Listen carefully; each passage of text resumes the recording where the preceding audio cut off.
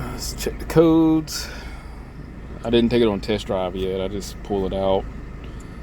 I know we had some misfires before. Discount. Hello. Okay, I don't remember these codes being there, but I do remember the misfire. I'm gonna take it on test drive and see what's up with these shift codes, because they weren't there before. Ain't that great?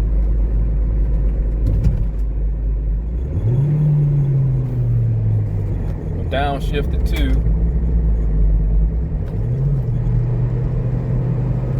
going to drive. There's no third gear. Damn it. My biggest thing is like, is it low on fluid? Is there, it smell burnt? It kind of does smell a little burnt. It's not red. I'm looking for any like metal flakes. Look at that. It does have some metal flake going on in here. Shoot. I bet that clutch pack's gone. I can see the metal flakes. The camera probably might not pick up the detail of it. This transmission. Oh, boy. All right, the next day. And I'm just trying to make a general assessment of this transmission before I tell the customer, yeah, you need a transmission. Again, this car got 118,000 miles on it. Yesterday, I had fixed the misfires. One of the spark plugs were loose, and I wound up doing the valve cover gasket. It had a puddle of oil in some of the plug wells 3 and 4.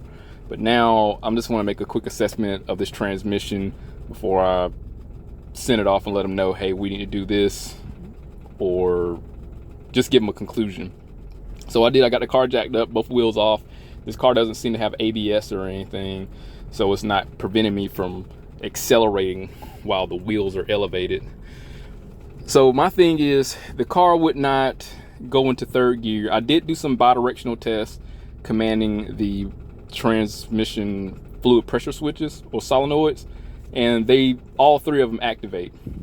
So I'm not worried about those. My thing is, it seemed like there's some internal problems with this transmission. I'm going to show you what the fluid looked like shortly, but I did check that yesterday, so I think I might have put that in the forefront of this video. But it does smell burnt. It doesn't have a drain plug to be able to extract the fluid. Now, I do have it. Let me see if I can get some of these PIDs pulled up. I want to show you what the plan is. I could better interpret it if I have the PID. So I need the speed. We're gonna get the speed. Then we'll get. All right, here we go. So I'm gonna manually shift it from 1 to drive. So it's got 1, 2, and drive. So I'll be able to transition from 1 and 2 manually. And once I hit D, it should go into 3 and then transition to 4. But again, my biggest concern is like, what does 3 feel like? So here we go, letting off the brake. I'm just gonna hold it about 3,000 RPM.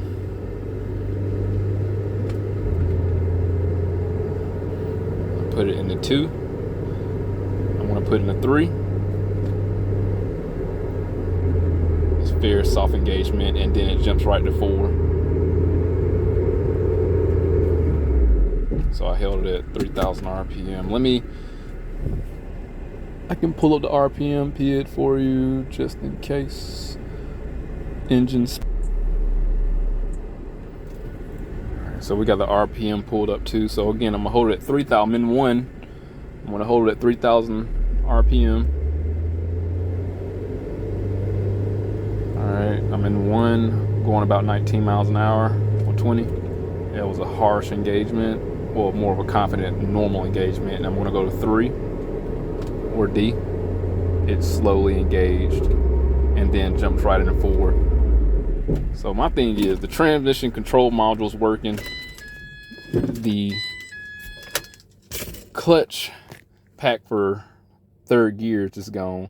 And again, the fluid smell burnt, so I'm pretty confident that's what it is.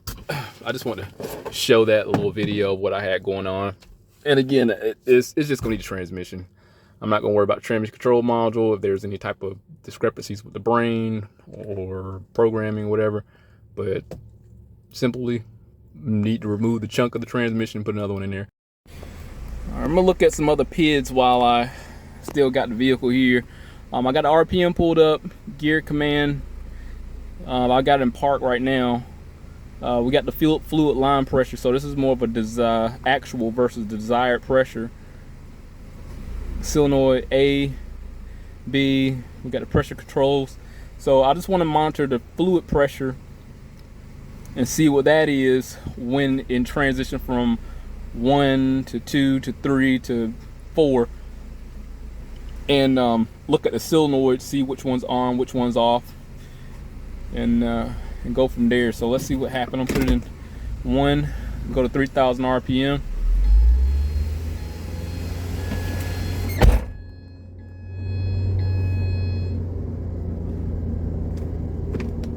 Two.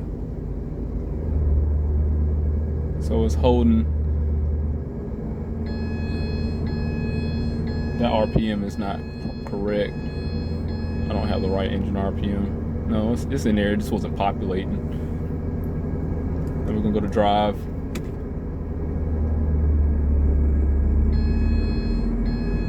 And it went right to 4.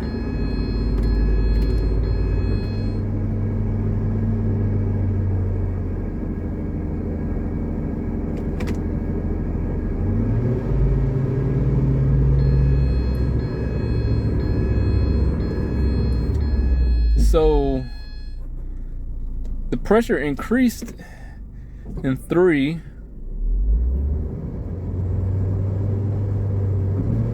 Let me snap throttle. All right, we'll go to 3.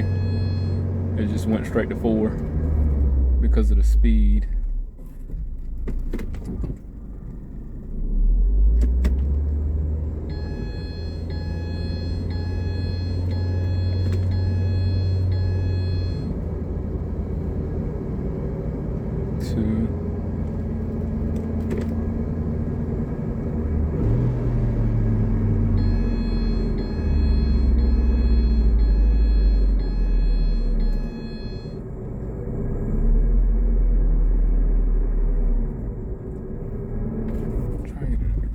I can go to a gear command. I do have another active test. Just keep jumping to 3. Let me go to another active test and see what I can do.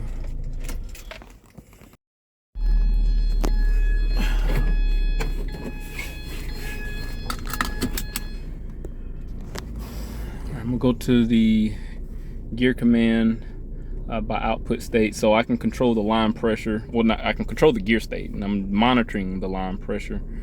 So here it is right here. I'm in drive currently. This does have parameters you can stay within to perform this test. That's at the forefront of this. So I'm at 1. I'm going to command a 2. It will transition to 2. All right, since 3 is the problem, I'm going to command a 3.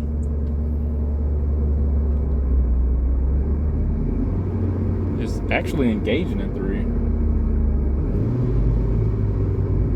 So the line pressure desired, look at that. I snapped throttle and it couldn't meet. Let me see here, line pressure. So we had an actual line pressure. Maybe it was just a delay. Let me start from a standstill. Oh, it won't let me do it. Okay, there we go. We're at idle.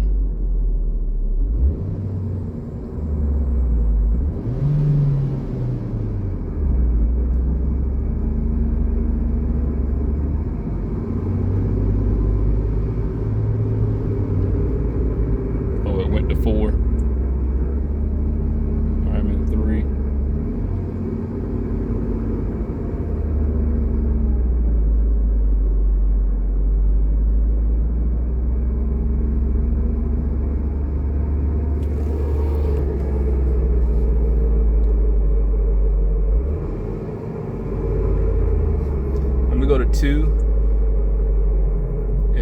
snap throttle. You see how that climbed up. Let me do another snap throttle in 2. All right, I'm gonna go to 3. Let's transition to 3. Let me do a snap throttle. It actually engaged. That is weird. I wonder if it works now. Let me brake it. Engine brake.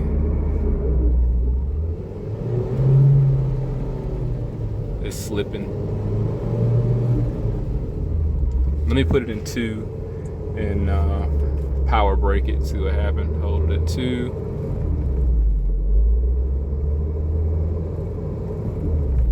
So the engine RPM drops. Let me go to 3. Do the same thing and see if the engine RPM drops. I'm gonna hold it around 2,000. Yeah, engine. Go back to 3. Engine brake. Well, power brake it. Let it increase in speed. Apply the brake. Seems like it's holding. That's weird. Let's see if we have compatible pressure. It's getting hot in this car. So we're in 4.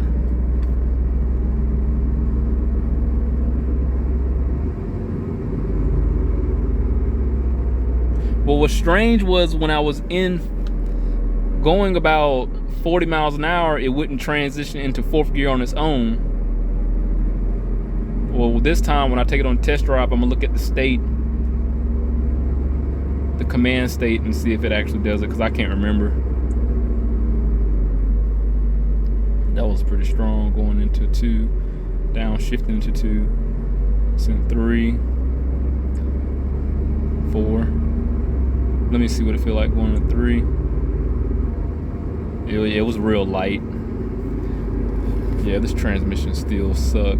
I'm gonna try to drive it and see what happens if it can command itself into 3 and go from there. But everything is looking like transmission. All right, here we go. We're gonna check on the gear command, see if it goes into a neutral state. If I can hold this camera steady.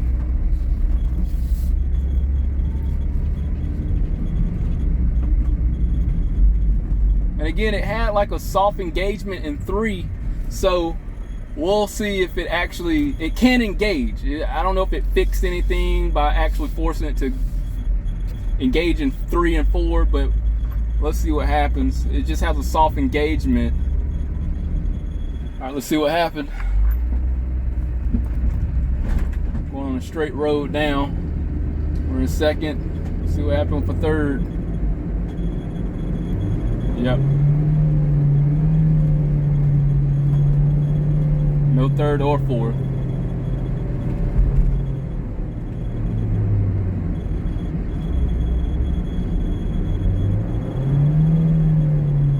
Nothing. All right, let me try to get this car back to my place.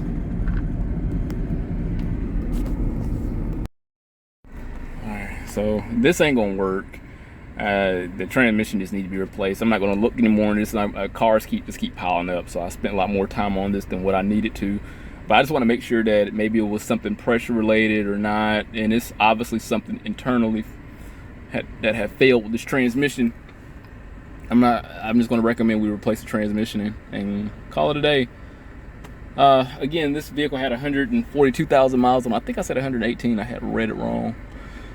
So if we do it, we do it. If we don't, we don't. But if anything happened, I'll definitely update. Hit that link, subscribe to the channel, stay informed how to research my work. See you on the next one.